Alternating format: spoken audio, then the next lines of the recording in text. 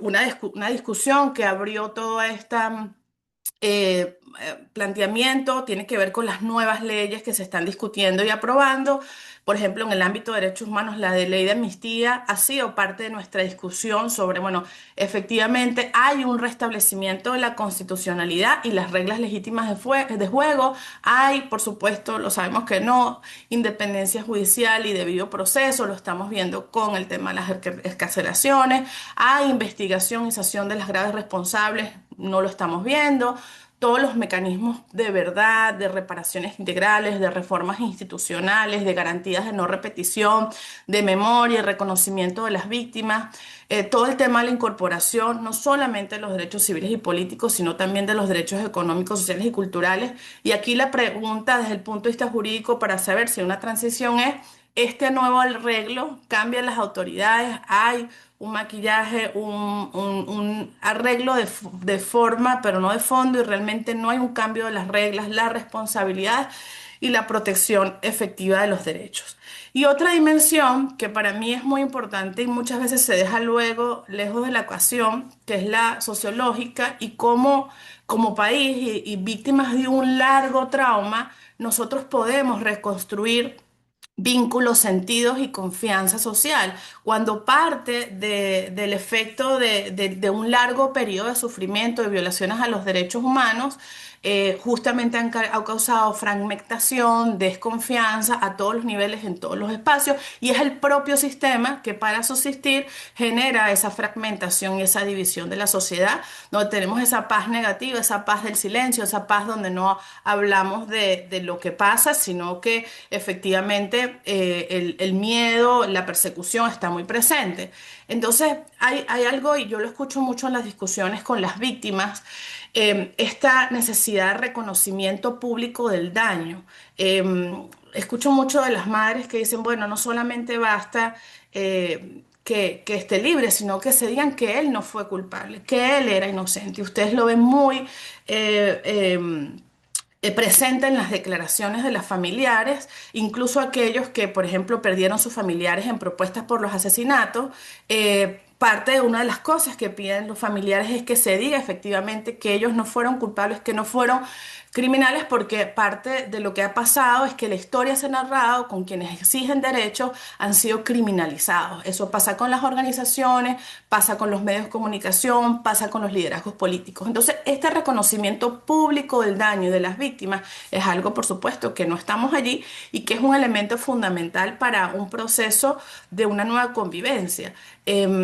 La reconstrucción de la confianza entre la ciudadanía y las instituciones. Este tema que es muy difícil, y creo que el ejemplo de la profe Magali es justamente uno de los ejemplos que nos ayuda a ver cómo superar estos falsos dilemas entre participar y no participar en espacios que se abren, digamos, entre comillas, para que hayan cambios institucionales y que efectivamente esos espacios realmente abran esa posibilidad de cambio y no se conviertan en mecanismos de permanencia o de pacificación negativa que no generen realmente cambios. Y justamente allí, como venezolanos, y eso sería para otra presentación, pero hemos aprendido muchas cosas y lo vemos justamente con postulaciones que tienen el respaldo colectivo de personas que son muy probas, de justamente con capacidad de no negociar en principios ni valores y entrar en esos espacios justamente para abrir esas puertas que permitan recuperar la confianza entre la ciudadanía y las instituciones, la reparación del tejido social y comunitario, la transformación de normas culturales que normalizaron el abuso y la exclusión y la violencia. ¿Cuántos, para cuántos venezolanos no es normal o no es posible volver a Venezuela? Cuando para cualquier persona nacida en un país es normal volver a su país. La memoria compartida, creo que todo el tema de la disputa por el relato, la inclusión justamente de grupos marginados, y eso es parte de lo que vamos a hablar, y la apropiación social de la transición no son solo transición desde arriba. Y creo que por eso, como mi llamado también es o sea, como felicitar a la UCAP en el sentido de poder abrir estos diálogos para la transición, entender que justamente estamos discutiendo, estos son temas que nos importan, y en el caso desde el punto de vista de la sociología, la construcción, entender si efectivamente esa nueva convivencia estamos entrando o solamente es una nueva administración del conflicto. Y como que la felicitación es justamente integrar no solamente la mirada a lo jurídico, lo político, sociológico, desde el ámbito académico, que por supuesto es la fortaleza, pero específicamente incluir perspectivas adicionales para que podamos realmente construir y empujar una agenda integral de transición, porque hablar de eso también lo hace realidad, aunque estamos viendo en lo práctico, en los hechos, quizás cosas distintas. Creo que un esfuerzo que tenemos que hacer es que nuestro imaginario debe ir hacia identificar las dimensiones de la transición, por supuesto, generar una agenda integral del cambio y que incluya todas las categorías de análisis, especialmente la que yo voy a hablar hoy como centro, como transversal, que tiene que ver con los derechos y el género y la interseccionalidad.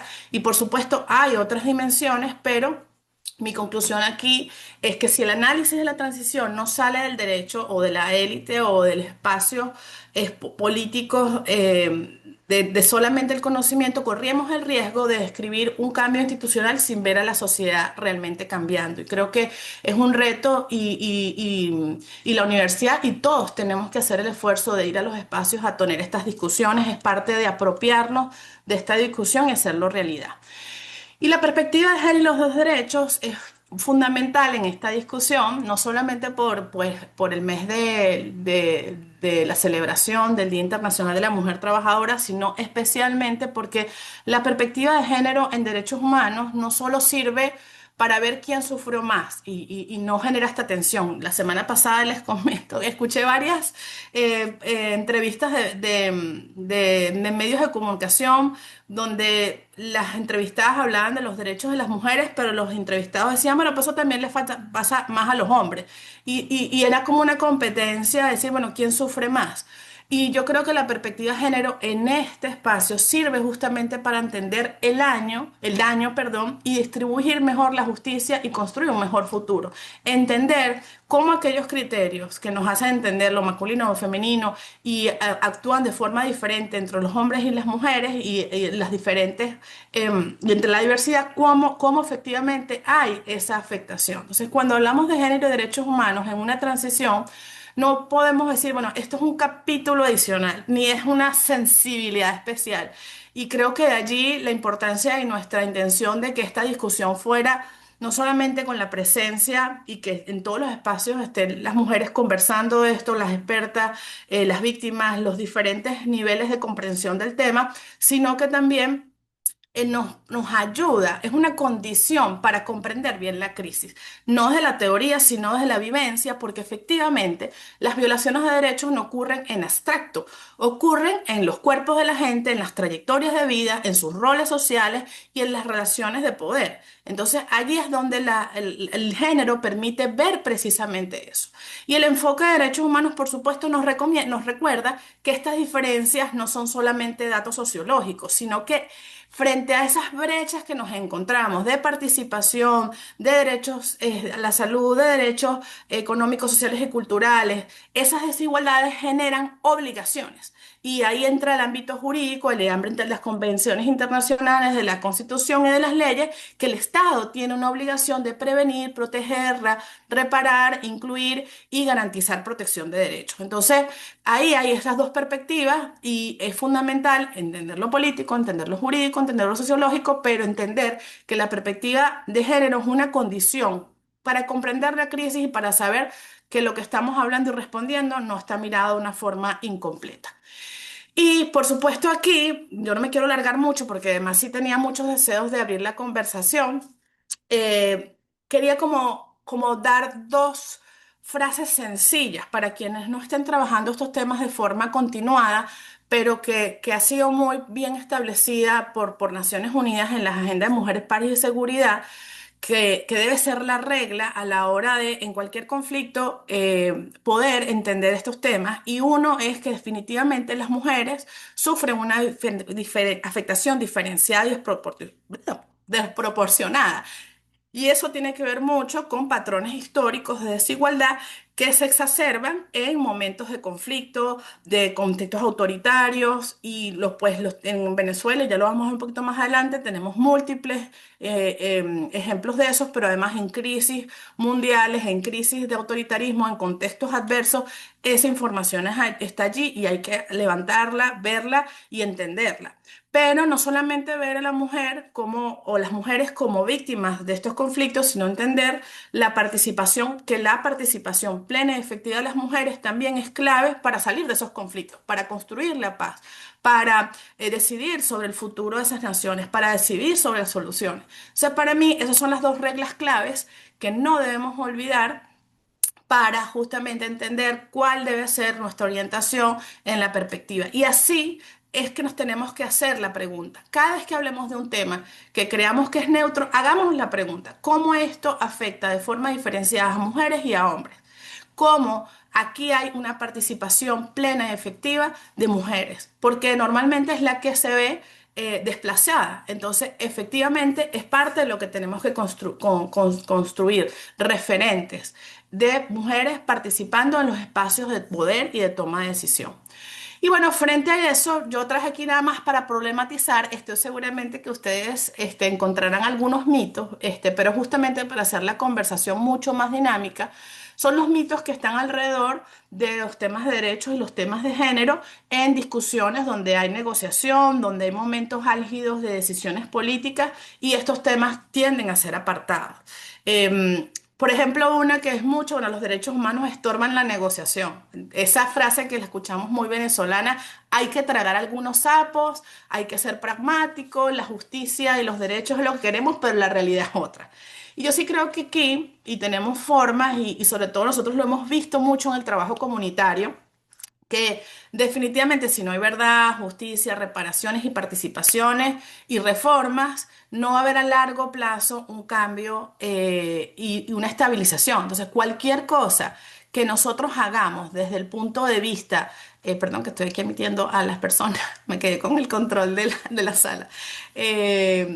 Cualquier cosa que nosotros hagamos en términos de lograr una estabilización, pero que no vaya a ahondar estas razones o esta base del conflicto, hará que la justicia o que esa pacificación o esa futura estabilidad no sea sostenible.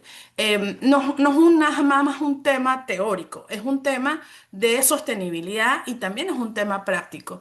Y lo estamos viendo ahorita, también señalado por la misión, cómo estos mecanismos de amnistía carecen de estos mecanismos esenciales. Es decir, tú resuelves un problema y ahí creemos que hay una urgencia de libertad, pero no estás resolviendo la base y el sistema que trajo ese problema. Y es decir, en cualquier momento, ya hemos hablado de la puerta giratoria, ya sabemos cómo hay una estructura de una política de Estado de persecución y terror.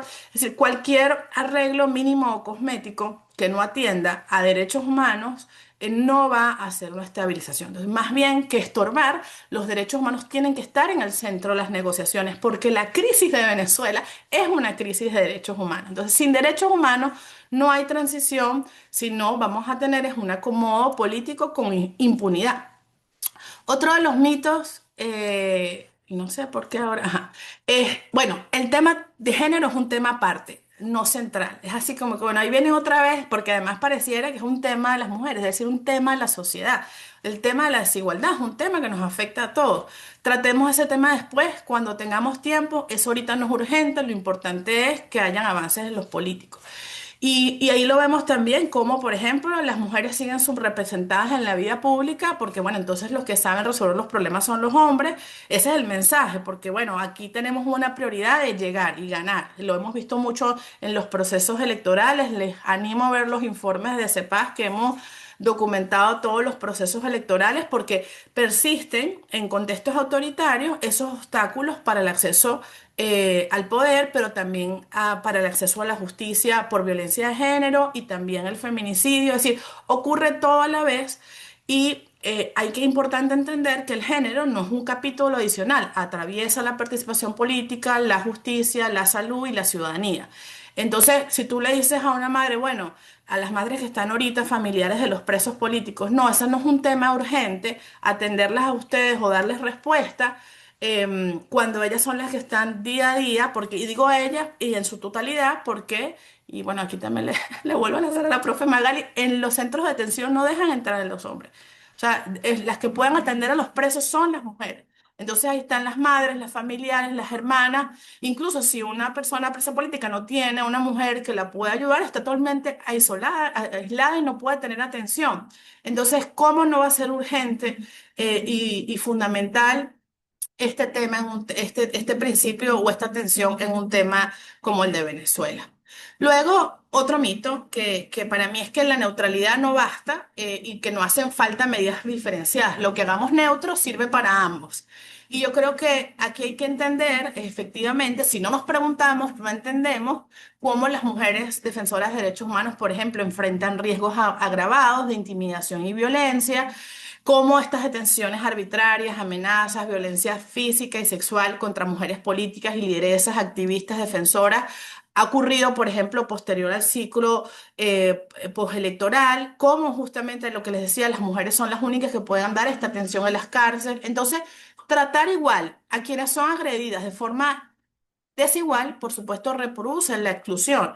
Y yo les puedo decir eso en conversaciones con líderes políticos hombres y líderes políticas mujeres, los pasos atrás que dan las mujeres en la política por el impacto de la persecución en ellas es brutal, que definitivamente hace que se repiensen la participación en política porque es muy peligrosa para ellas. O sea, el nivel de exposición a la violencia digital, a la violencia política de las mujeres es muy alto y su participación, el costo de estar allí es muy alto.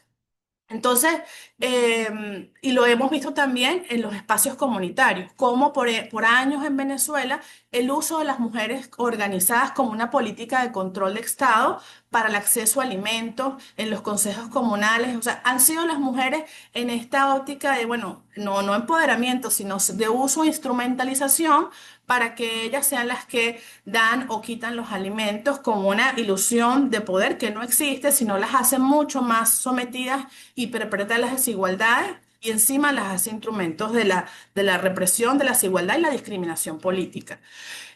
Otro mito tiene que ver eso, bueno, primero resolvemos la política, lo social y lo humanitario viene después. Y yo creo que durante años se ha visibilizado la crisis humanitaria severa y cómo esta también afecta de forma diferente a las mujeres en términos económicos, en términos sociales, en términos de cuidado, en términos de toda la vida y el espectro de las personas. Y nosotros lo estamos viendo ahorita mucho recientemente en los círculos de mujeres, cómo las mujeres son las que sostienen los espacios humanitarios, pero están todas quemadas, desbordadas, sin capacidades de resistencia, pero nadie las sostiene a ellas. La estructura humanitaria en Venezuela está sostenida por liderazgos femeninos que no tienen ningún propósito, soporte, acción y tampoco entrada en los espacios de política de decisión. Dígame como un tema transversal que afecta a la mayoría de los venezolanos, que ha sido la razón por el éxodo de los venezolanos y que está liderado principalmente por mujeres en la estructura humanitaria,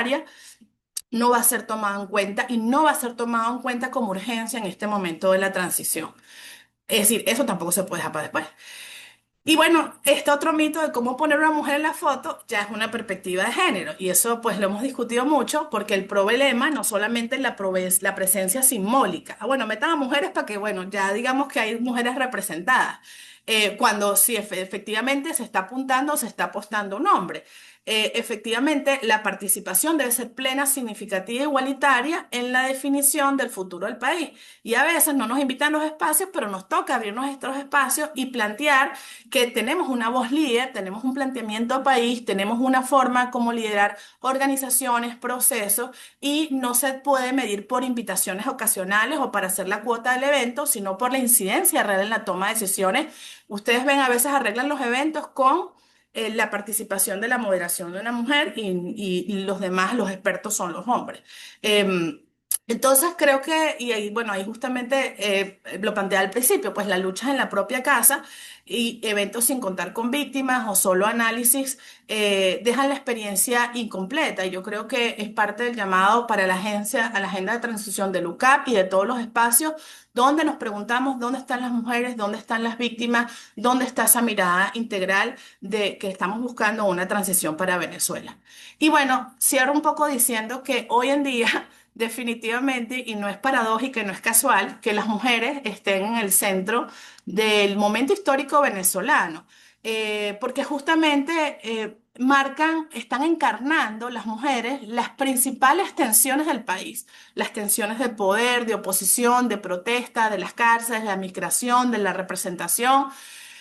Lo vemos con dos liderazgos importantes, el Delcy Rodríguez, como ella hoy ejerce una presidencia interina tutelada, mientras también tenemos a María Corina, que es primera premio Nobel en Venezuela y que sigue siendo una figura central de la oposición y que tiene esta narrativa de la transición. Entonces, son liderazgos totalmente distintos, opuestos, uno desde el aparato estatal de represión y otro desde la movilización opositora, pero ambas muestran que el centro de la política venezolana tienen un rostro de mujer y cómo esas mujeres pueden hacer un liderazgo para una transición democrática y de paz. Y creo que no es casual que sean ellas y tampoco, por ejemplo, que en la calle y en las comunidades, las que están sido, o sea, mientras hemos pasado unos años muy fuertes donde la sociedad ha sido silenciada por la fuerte persecución, como las mujeres frente a las cárceles, las activistas, las familiares, marchan, exigen libertad, justicia y no se quedan calladas porque han perdido todo, pero no pierden lo único que les queda, que es su voz.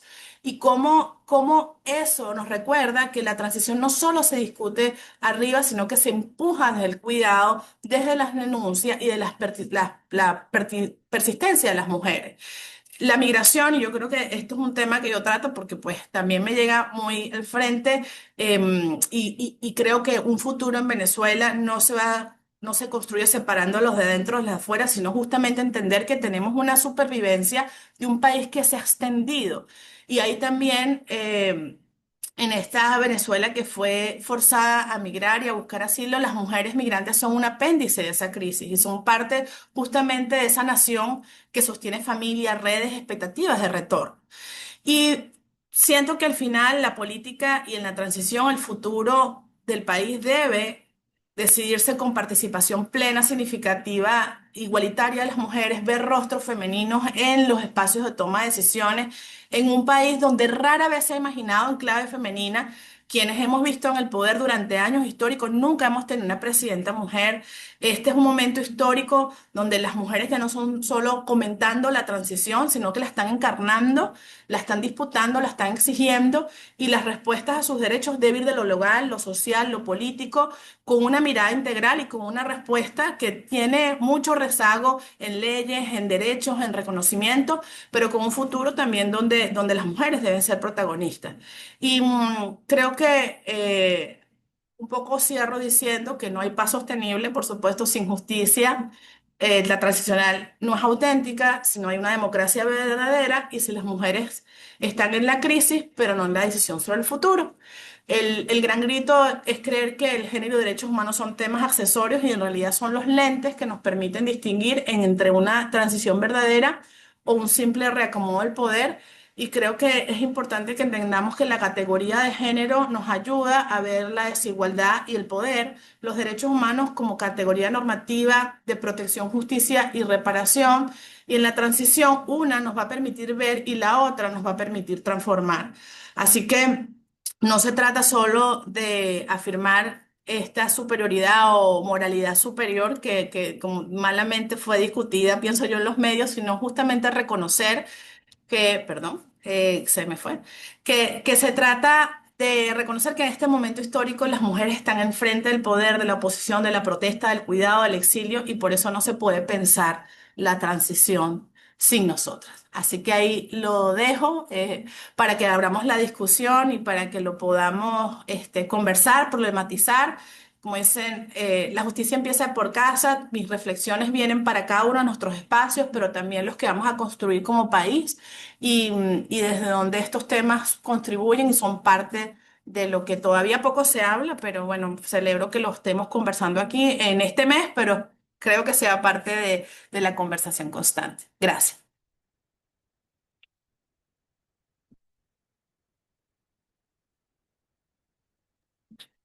Muchísimas gracias, profesora Borges, por su exposición tan clara. Tenemos unas cuantas preguntas, dos están en el chat. No sé si dentro del grupo que está participando también pudiera haber pregunta, la pueden poner en el chat. La primera dice, doctora Borges, ¿cómo puede, ya va un momento, cómo pueden las instituciones pasar de una paridad numérica, es decir, solo ocupar escaños, a una paridad sustantiva, donde las agendas de género transformen realmente las estructuras de poder tradicionales? Esa pregunta la hace la profesora Trina Barrios. Trina Barrios.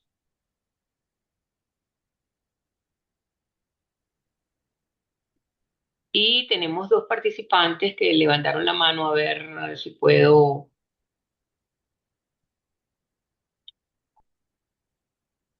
Ajá.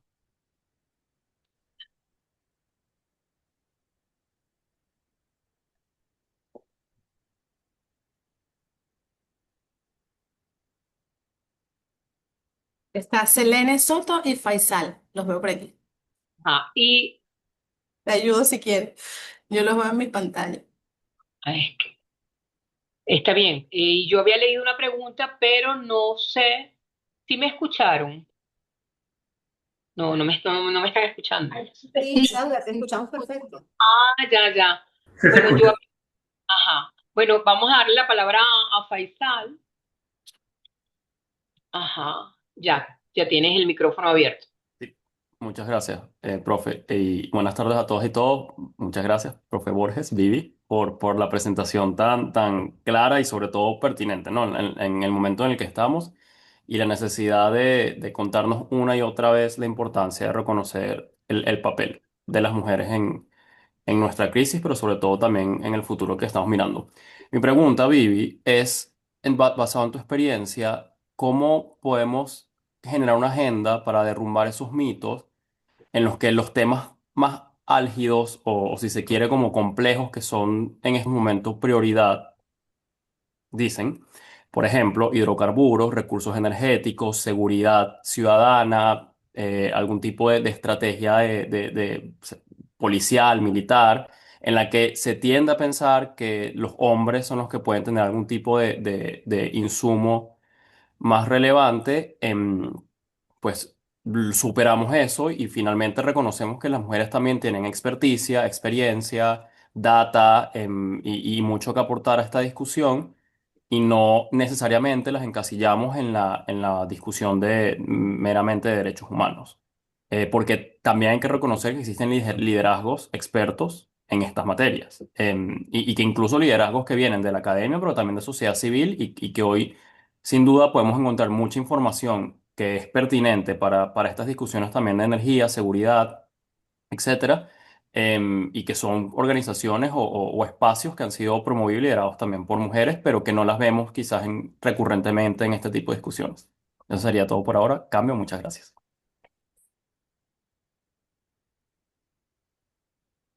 Profe, no Pero sé si tenemos otras tiene. más. No sé si Ajá. captamos una más con Selene y empiezo a responder. Vale. Perfecto. Vamos Bueno, a. muchas gracias. Buenas tardes a todas. Sumarme también al agradecimiento por este espacio y por esta conversación que se está impulsando desde la UCAP y desde la academia en torno a este tema que sin duda nos está convocando a todos y todos y a vivir por las reflexiones. Yo justamente traté de hacer como para continuar en ese ejercicio de los mitos, traté de anotar como algunos más, quizás como para ver un poco tu mirada y pues seguir profundizando en la conversación. Y yo pensaba en uno como muy sencillo, que también escuchamos mucho, que es, este es un problema difícil, o sea, cuando hablamos de paridad, de representación de las mujeres, algo que yo también he escuchado es, bueno, es que este es un problema complejo, es un problema difícil porque pareciera que hay ahí como una complejidad que destrabar en torno a la participación de las mujeres. Y ahí yo lo que pensaba es, creo que también es importante dar un paso hacia atrás y como apalancar una narrativa que nos permita mostrar que sí estamos en un momento donde se está discutiendo, pues si estamos en transición o no, hacia dónde vamos, pero que más allá de eso, este tema es importante para entender la crisis, como tú decías, Vivi, en el país. O sea, siempre tendríamos que estar hablando de este enfoque independientemente del momento en el que estamos. Entonces, desde ahí ese mito de bueno, es que es complejo. Cuando uno habla como de la paridad, a veces algunos de los argumentos que yo he recibido es ese. El segundo tiene que ver con, yo creo que hay una dificultad también como para que se entienda que, claro, una cosa es incluir la conversación diferenciada. Eso es un paso importante, necesario, como tú decías, Vivi, que además, como ya se ha ampliamente estudiado, pues es parte de la sostenibilidad de cualquier proceso de transición. Y al mismo tiempo también es la paridad. Y yo a veces siento que ambas cosas se confunden. O sea, uno puede tener incluso una conversación liderada por mujeres, o sea, donde la mayoría de las personas involucradas sean mujeres, y puede que no se hable nada también sobre perspectiva de género, porque como tú decías, la perspectiva de género además es una categoría de análisis. Em, entonces ahí también cómo se confunden a veces esas cosas y yo creo que un poco la lucha es que ambas cosas son importantes. Esa era como lo segundo. Y lo tercero es que también en este esfuerzo que está realizando la UCA por impulsar la conversación desde la academia, como tú decías, que las conversaciones no pueden quedar en neutro porque lo neutral sabemos que en realidad es masculino, como también podemos traer experiencias de otras transiciones, de otros procesos. Obviamente la de Venezuela va a tener sus particularidades, pero donde ya ha habido como ejemplos muy prácticos de por qué es importante entender la perspectiva de género de manera transversal y por qué también es importante hacer visible lo que pasa con las mujeres en estos contextos. Pero además de eso es que en Venezuela ya tenemos un ejemplo y yo pensaba en las mujeres fundadoras de COFAVI, que hace un par de semanas se celebró el aniversario de COFAVI, que es esta organización fundada por los hechos del Caracazo. O sea, quienes han buscado justicia por más de 30 años con los hechos del Caracazo son las mujeres. Entonces ahí también hay una experiencia que tenemos en Venezuela de graves violaciones de derechos humanos que han ocurrido en el pasado, eh, que igual también explican mucho, la impunidad de esos hechos explica también mucho de lo que vivimos ahora y cómo podemos traer eso a esta conversación para decir, tampoco es que estamos viniendo aquí a importar un tema novedoso o ajeno, sino que es que siempre ha estado. Siempre han sido las mujeres, o sea, en Venezuela la búsqueda de justicia siempre ha tenido el rostro de las mujeres. Entonces, en un momento en el que se piensa en una transición con estas dimensiones, o si es una transición, eh, incluso si no quisiéramos ver otros ejemplos, o incluso si quisiéramos decir tiene que ser algo con mucha identidad venezolana, como en efecto debe ser, pues que la propia historia de nuestro país lo tiene ya escrito, ¿no? Entonces, era como para sumar a esas reflexiones que tú hacías, Vivi, y me gustó la lista de los mitos, porque yo creo que también esas son narrativas que en los espacios incluso pequeños o en ese trabajito de hormiguitas importante, yo creo que la UCAP está haciendo un trabajo y un esfuerzo muy importante en poder impulsar esta conversación, pero como trasladarla más allá del 8 de marzo y más allá del mes de marzo a que haya una conversación sobre la importancia de estos temas de manera transversal, como tú decías, y que no se agote solamente en un mes o incluso en un contexto determinado. Gracias. Bueno, puse varias ideas para tratar de responderlas todas, ¿no? Pero yo creo que justamente esta No, capacidad de no. tenemos también María Gabriela Cuevas, que levantó la mano por acá. Ah, bueno, Y, entonces escuchamos otra y después, ok, va. ajá.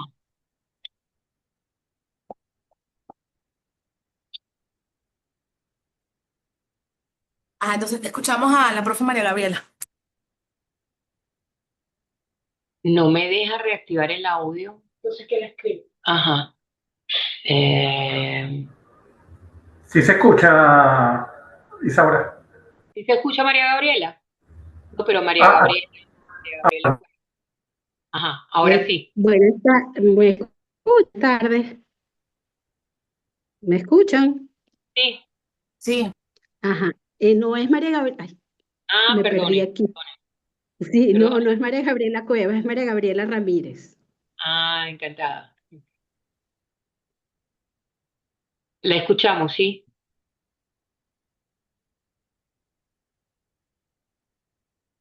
Se debe haber caído la conexión.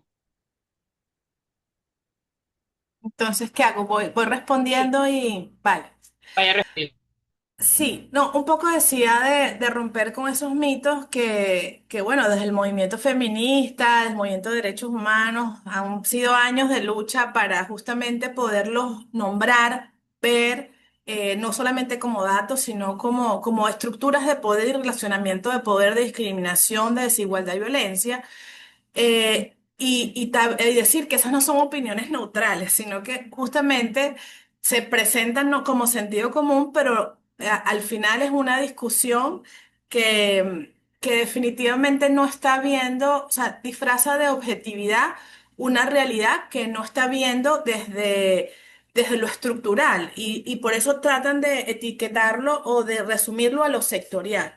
Entonces, cuando se plantee que el tema de género o el tema de derechos humanos son temas aparte, hay que justamente plantear cuál es el costo de ignorarlo, porque además eso va a ayudar a leer mejor lo que está pasando y en este caso estamos hablando de las condiciones de la transición.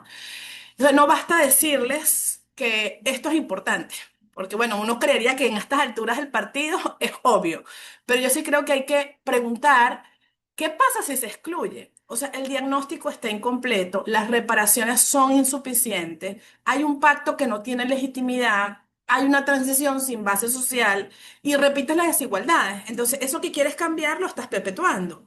Y además se genera un descontexto social que te va a justamente a volver a salir como un conflicto. Entonces creo que usar ejemplos concretos y no teorías, porque además lo tenemos, es tan obvio, o sea, tú no abres a nada de Venezuela y no ves a las mujeres frente a las cárceles, tú no hables nada de Venezuela, cualquier cosa que tú hablas de Venezuela hoy en día tiene liderazgos femeninos en el poder y en la posición. Cuando tú hablas de migración, las que declaran y que sostienen hogares son las migrantes, o sea, las defensoras perseguidas. No sé, la exclusión de las expertas en paneles sobre transición, o sea, eso es, ahí se ve el mito, se ve en chiquito, pero la realidad es enorme. Entonces yo creo que yo siempre invito a cambiar la pregunta. En lugar de aceptar dónde metemos el tema de género, la pregunta sería, ¿qué no estamos viendo del país si no incorporamos el género y los derechos humanos? Y eso obliga a mover el centro. Y ahí el trabajo que se ha hecho de unir evidencia con poder. Porque muchas veces, bueno, se habla del sufrimiento, se hablan las estructuras, pero ¿quién decide? ¿Quién queda fuera? ¿Quién sostiene? ¿Quién sobrevive? ¿Quién sostiene cómo se produce el conocimiento? ¿Quién paga el costo de la crisis? Y creo que ahí se rompe la idea de que esto es solo sensibilidad social y entender que las mujeres no solamente son víctimas, pero también protagonistas. Y cómo justamente, y ahí, perdón, profe, que la mencioné tanto, pero es que eso es lo que da alegría, cuando una mujer asume el liderazgo y hay rostros, porque la normal es que hayan liderazgo femenino. Yo no sé, yo no vi hoy, pero hablaban del número de postulaciones. ¿Cuántos hombres se postularon y cuántas mujeres? Y estoy segura que ahí también las mujeres vamos a hacer, si alguien tiene ese dato de hoy para los postulados a la Fiscalía, a la Defensoría del Pueblo, cuántos son hombres y mujeres allí. Entonces, exigir esa participación no basta hablar de inclusión, hay que practicarla. Y yo creo que para mí lo de los mitos tiene que ver justamente con el empobrecimiento del análisis. Entonces, si nosotros queremos hacer un análisis rico de contenidos, definitivamente no son criterios que deberíamos dejar o estar.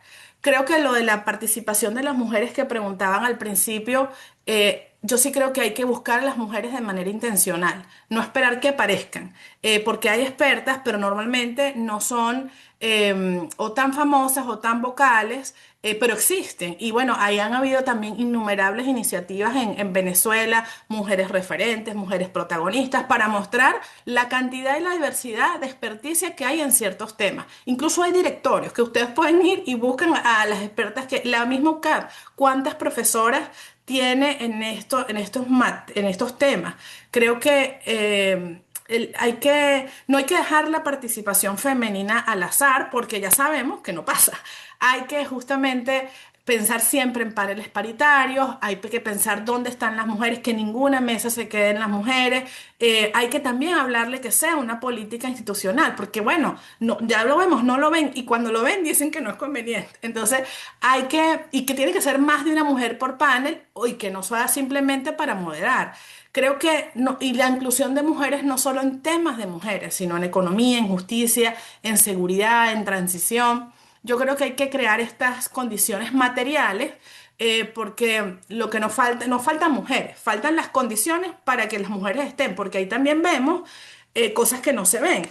Los horarios compatibles con las responsabilidades de cuidado, el apoyo al transporte y la conectividad, los formatos híbridos, los cuidados infantiles cuando sea posible, procesos claros y accesibles de invitación. Es decir, no solamente es la presencia, sino, y cuando estén allí, también preguntar quién abre, quién cierra el panel, quién modera, quién propone, participa donde decide o no solamente donde se conecta. Yo, en mi experiencia, como preguntaba Faisal, yo cada vez que entro a un espacio de más poder, se van quedando más con hombres que mujeres.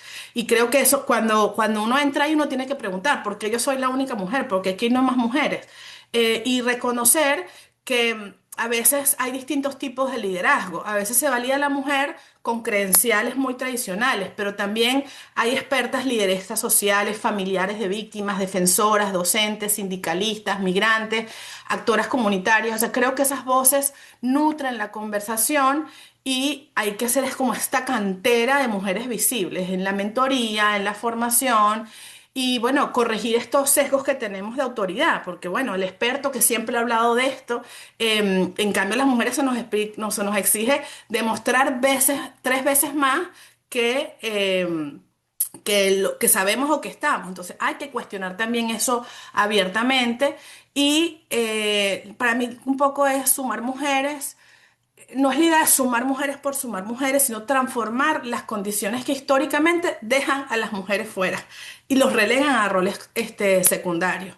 Entonces, para que las mujeres participemos, no basta solamente abrir la puerta, hay que cambiar la forma en que se convoca, cómo se organiza, cómo se reconoce la autoridad y cómo se distribuye también el poder dentro de la conversación. Porque si no, lo que hacemos las mujeres que tenemos esa sensibilidad es que pedimos perdón y no permiso, generamos nuestros propios espacios y nuestras propias conversaciones, mientras que esos espacios terminan siendo plurales. Entonces no hay un costo sencillo para llegar al poder, porque no solamente es romper el techo de cristal, es que a veces la escalera está rota para romper ese techo. Cuando rompes el techo de cristal, ¿quién te sostiene? Porque es muy fuerte. Y la escalera rota para llegar a ese techo de cristal es la que tenemos que empezar a enmendar pensando en todas estas cosas. No sé si respondí todo, pero bueno, La espero, doctora espero, Magali espero. respondió en el chat sobre los números de postulados tanto a la Fiscalía General de la República como a la Defensoría del Pueblo. Dice que postulados a la Fiscalía General de la República, un total de 73, 25 corresponden a mujeres. Y en el caso de la Defensoría del Pueblo, es un total de 61 postulados, 16 son mujeres.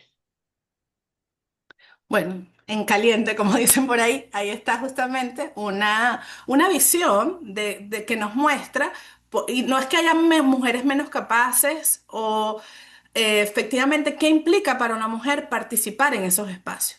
Y cómo toman las decisiones las mujeres para participar o no participar, que es diferente cómo lo toman los hombres y cómo lo acepta la sociedad, cómo lo permite el sistema. Entonces, eso no va a cambiar y esa paridad con alternatividad que buscamos como derecho no va a cambiar y hasta que cambien los espacios pequeños, donde las mujeres se sientan libres de desigualdad, discriminación y sin violencia, porque el riesgo de subir esa escalera y de romper ese techo es un riesgo que vivimos de forma diferenciada las mujeres.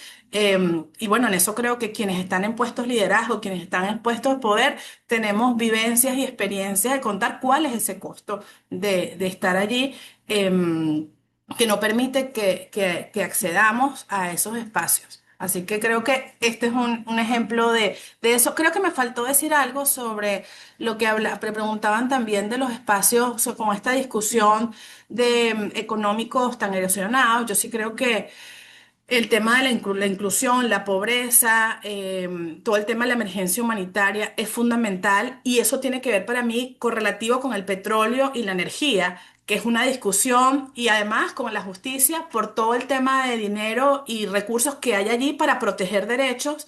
Em, digamos, no verlo, y eso a mí me costaba, les confieso, en diferentes mesas de discusión donde se habla del Estado de Derecho. Entonces nos preguntan derecho, ¿qué piensan los abogados de derechos humanos, los de petróleo y los de energía? Para mí son una bisagra, por supuesto, entre la economía, el poder y los derechos, y cómo el Estado de Derecho definitivamente tiene que abordar estas diferentes discondiciones, porque si hay algo se vive en Venezuela, es que la energía condiciona el ejercicio de los derechos básicos. O sea, ¿quién no se para en Venezuela preguntando qué va a pasar con el agua y el gas? Y definitivamente con base en eso planifican su vida, su transporte, su educación, todo lo que pasa. Entonces, estas nuevas licencias que se están dando incluyen explícitamente actividades ligadas con generación, transmisión y distribución de energía eléctrica. Entonces, ¿cómo no solamente pensamos en la revitalización de ese sector y en el crecimiento económico, pero que eso definitivamente llegue a las personas? Y igual con el petróleo, ¿no?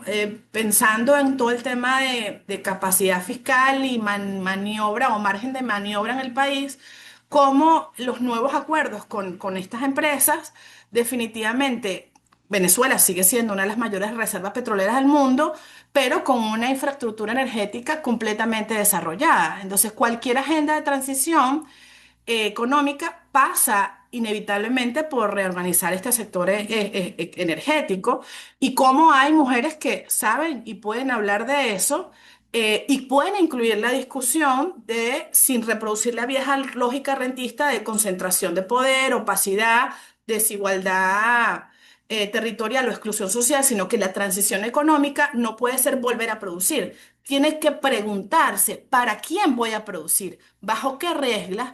¿Qué controles y con qué distribución y cómo realmente se beneficia? Y tiene que preguntarse eso los actores. O sea, es fundamental conocer lo que está viviendo la población para poder dar un debate en el ámbito energético, porque es un debate de género y de cuidados. Porque cuando falla esa electricidad, cuando el ingreso se desploma, el costo no se reparte igual. Suele trasladarse al hogar, al tiempo de las mujeres, a la economía invisible del cuidado, y esa dimensión es de derechos humanos, no es un detalle doméstico. O sea, esto es y lo podemos ver en números, en hallazgos de Naciones Unidas, es cómo esa erosión de derechos económicos se da en las mujeres. Entonces, en un contexto de derechos económicos erosionados, no se puede dar estas discusiones de forma aislada, y menos en una transición. Y ahí las mujeres, pero además la perspectiva de género, tiene que estar presente. Perdón que me preguntan eso y yo me quedo hablando largo rato. No, para eso está, profe. Este es el espacio, y si hay alguna otra pregunta o alguien que quiera participar. Isaura, creo que hay una pregunta que dice coordinación de seguros. Sí, esa la acaba de responder. Era esa. Esa la acaba de responder. Tenía que ver con el tema de las condiciones, cómo se atiende la agenda de la inclusión con otros temas de la erosión económica. Sí, eso lo acaba de responder ella. ¿Y el de Gabriel? Sí, eso lo acaba de responder. Y hay dos manos levantadas en sala, María Guerreiro, y no sé si la de Faisal es nueva o es vieja.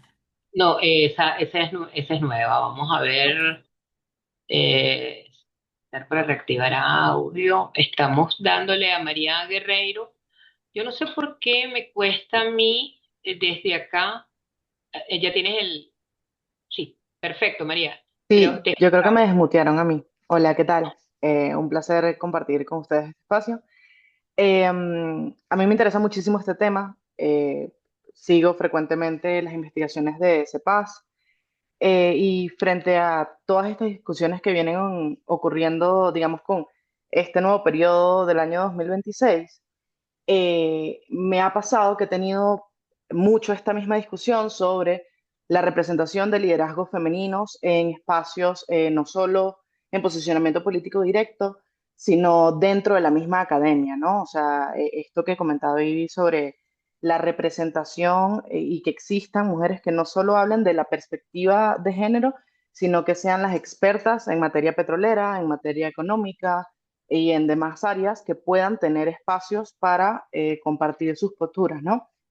Y creo que mi pregunta va orientada a la respuesta que recibí durante estos últimos meses por parte de muchas personas, que era como, o sea, ellos me respondían y me decían que yo estaba equivocado, como que yo estaba viendo esto con demasiada profundidad, porque no había mayor cosa que los liderazgos que se representaban en determinados eventos o en determinadas situaciones, o incluso dentro de cargos de poder dentro de instituciones, como puede ser fácilmente un decanato, una directora de escuela o ese tipo de cosas, o directores de institutos, eh, pues se posicionaba más hacia hombres porque son los que tienen pues mayor fama o mayor cantidad de personas que podrían convocar a un determinado evento o demás. Y yo lo discutía mucho porque hay, como hemos comentado, hay mujeres magníficas y súper brillantes que están desarrollando un liderazgo como es el de la profesora Magali Vázquez, que sin duda representa a demasiados entornos de la sociedad en estos espacios también, ¿no? Entonces mi duda va orientada a eso. ¿Cómo hacemos para entender o hacer entender que esa justificación es en parte también como es causa y consecuencia? O sea, es como, y si nos repetimos constantemente esa justificación, no hacemos más que caer en un círculo vicioso, o así lo veo yo un poco, ¿no? O sea, creo que hay que ceder espacios y permitir el crecimiento de esas académicas eh, para que puedan tener mayor fama o mayor poder de convocatoria para determinados eventos. No sé, esa es como mi duda. ¿Cómo destruimos la narrativa de este círculo vicioso?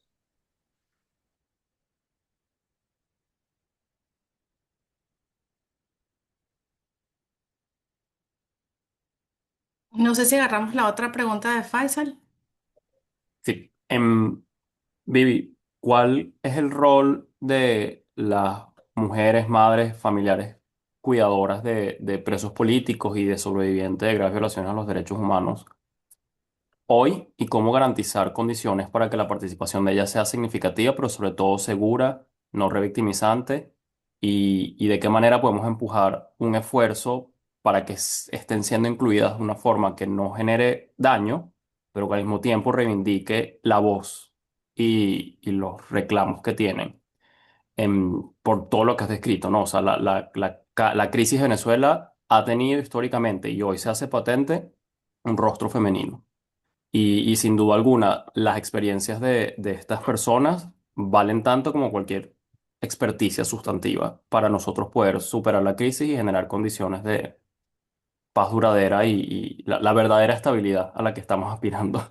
Pero bueno, sabiendo que tienen sus propios retos, ¿no? Y cuál es el papel de toda la sociedad civil, pero también de autoridades y que tienen algún tipo de ejercicio de poder político, de permitir su participación, pero hacerla de una manera que no genere daño. Cambio.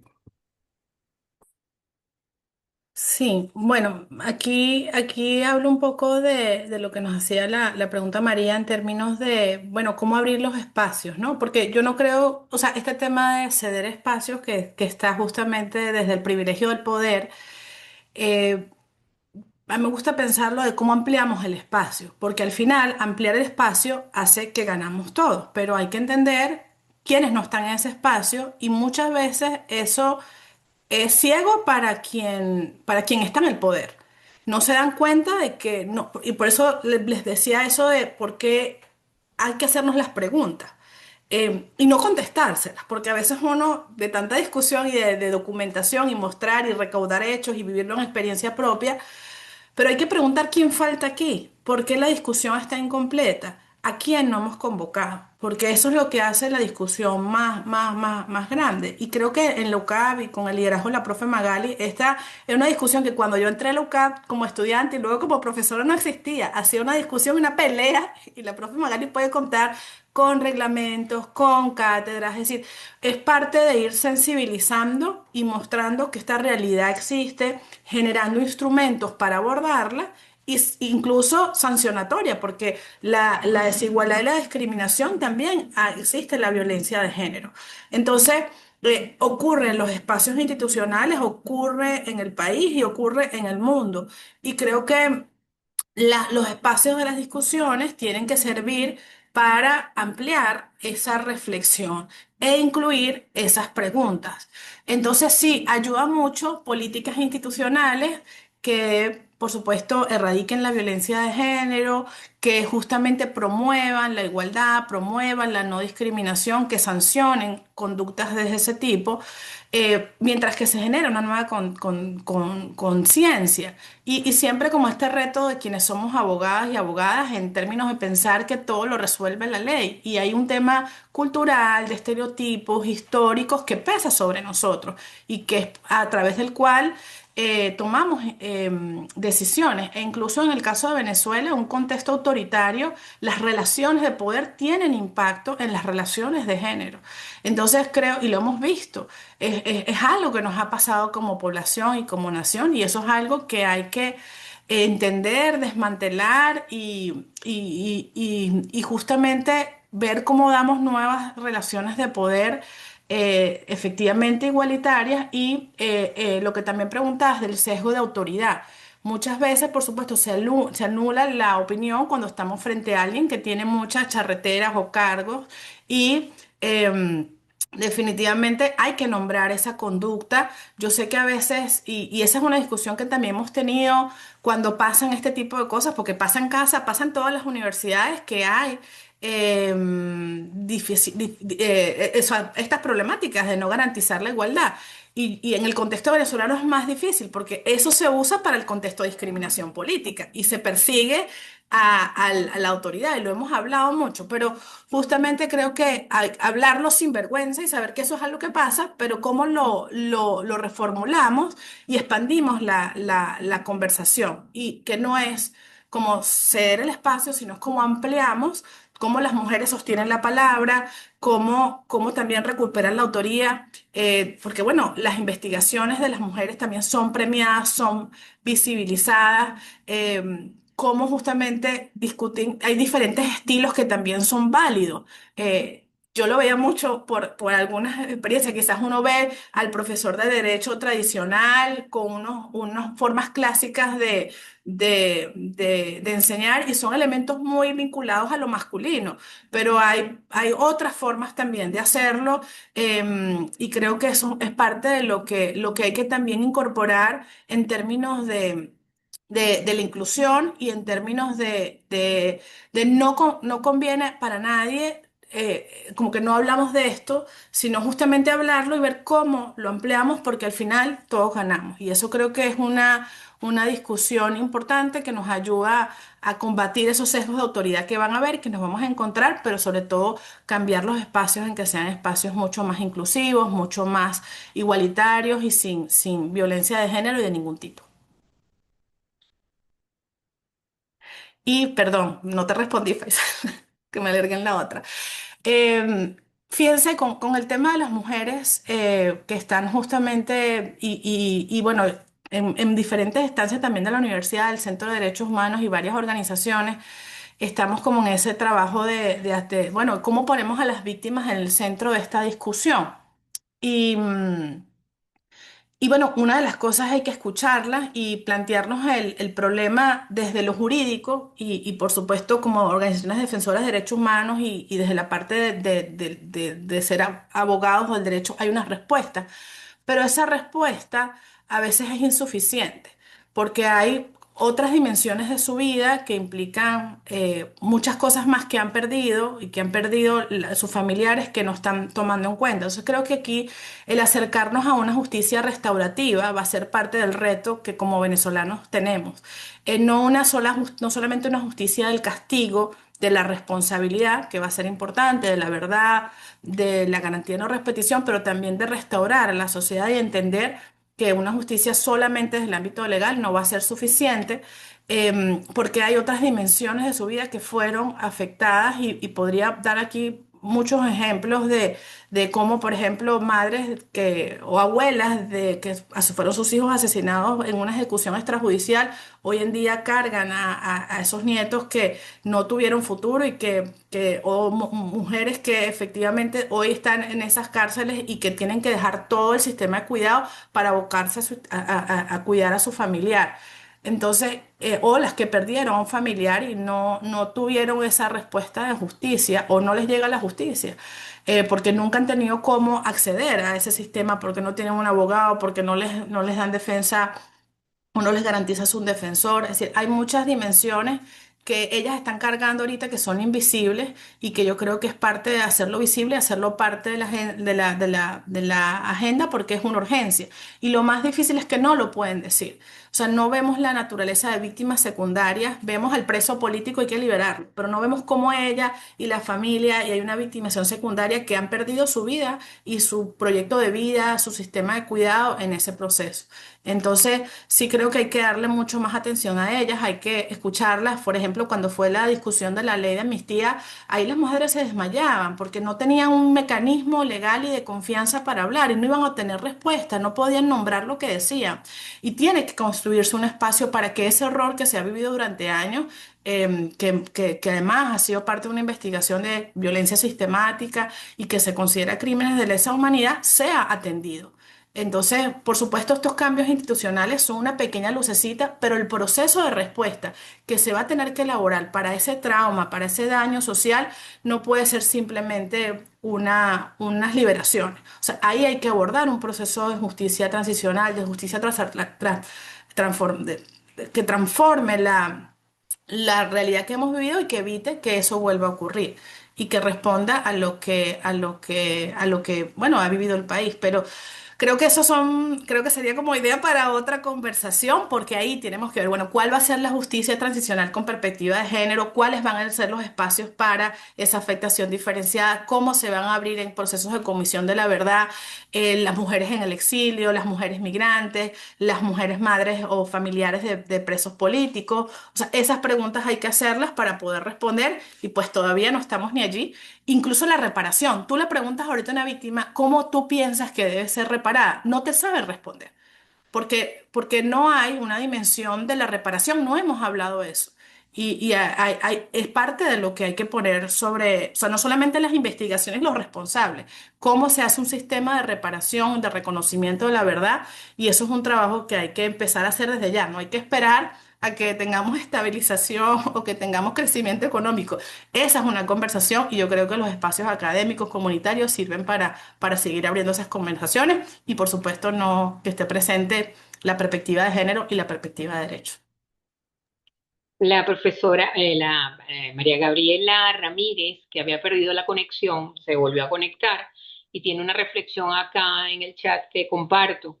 Ella dice, quisiera destacar la presencia de las mujeres familiares de los presos políticos y cómo en este contexto particular se han organizado frente a los centros de reclusión y han establecido sus propios medios de comunicación desde una montaña. Ellas gritan y sus familiares responden. Así han podido llegar a saber que están allí. Y yo creo que eso también tiene que ser parte de la memoria. O sea, recordar el nivel de sufrimiento y de pérdida y pasar por el duelo es creo que también parte de un proceso. Nombrarlo, saber que existe ahí, visibilizarlo, saber cómo nos ha afectado eso como población y cómo hacemos también para que eso no vuelva a pasar y cómo efectivamente generamos mecanismos desde el derecho, desde las instituciones para recordar eso, para darle verdad, para darle historia, para darle también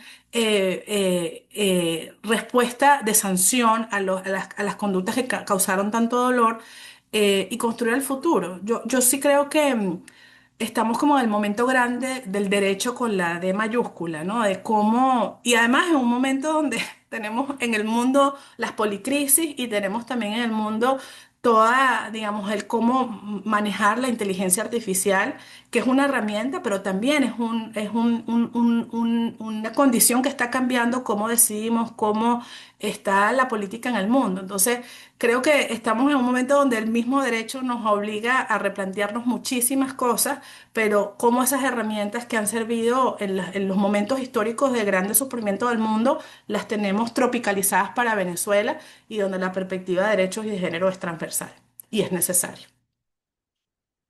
O sea, no es poca cosa. Así que bueno, qué bueno que lo podamos discutir y que cómo se trasladan estas conversaciones a acciones, ¿no? Y yo creo que las postulaciones, el rol de los profesores, la discusión de la academia es parte de lo que está generando o va a generar insumo para que esto sea lo que los venezolanos deseamos o no sea simplemente un status quo que cambie de actores, pero no cambie la realidad.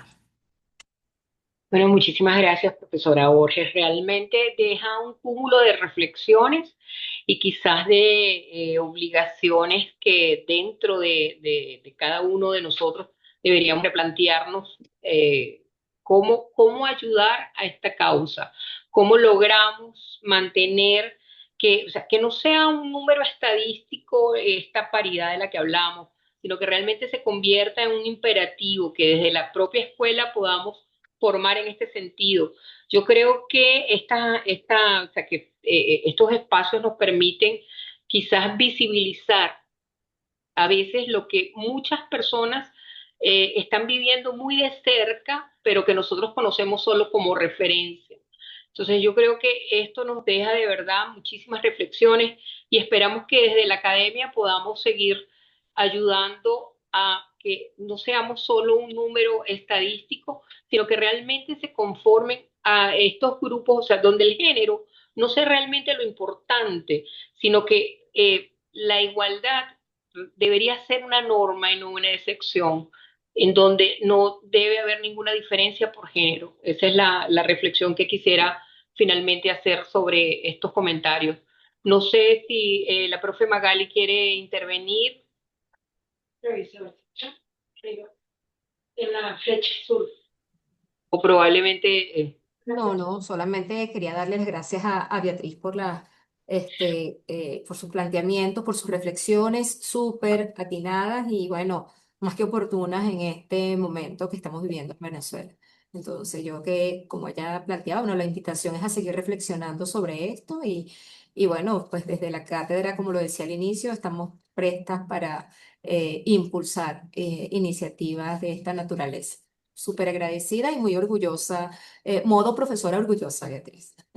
Profe, y yo modo alumna orgullosa también, yo espero que usted sea bueno, ya yo siento que usted es uno de los rostros de la transición, nada más poner su nombre ahí y cambiar la foto ya hace la diferencia y también para abogadas como yo y para muchas de mi generación y otras generaciones, el ver a la profesora Magali en un puesto de poder es un referente y eso también cambia la historia.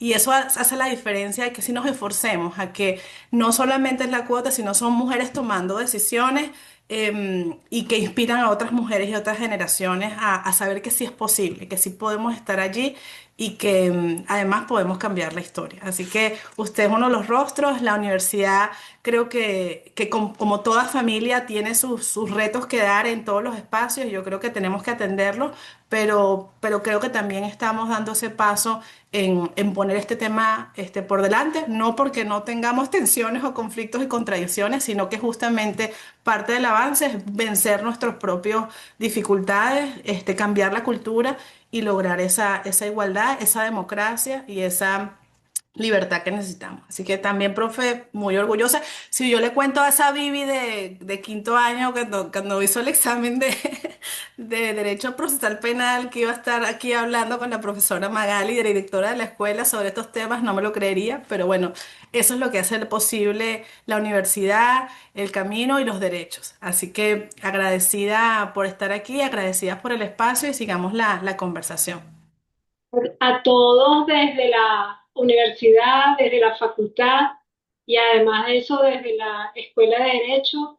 Les agradecemos mucho porque además no solo que fue una conversación de altura desde el punto de vista técnico y humano, sino que además hay mucho cariño en todo. Solamente el hecho de que mucha gente te diga Vivi y además de eso la profesora recuerde aquel momento en que tú eras su estudiante y tú la recuerdes a ella y además de eso la consideres como un rostro de la transición, para nosotros no tiene precio.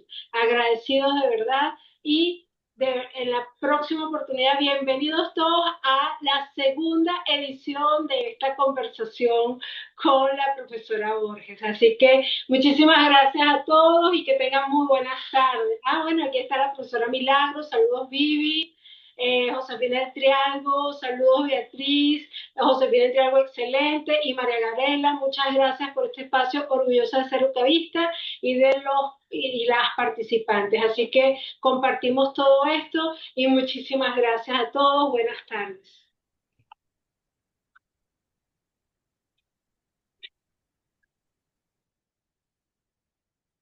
Bueno,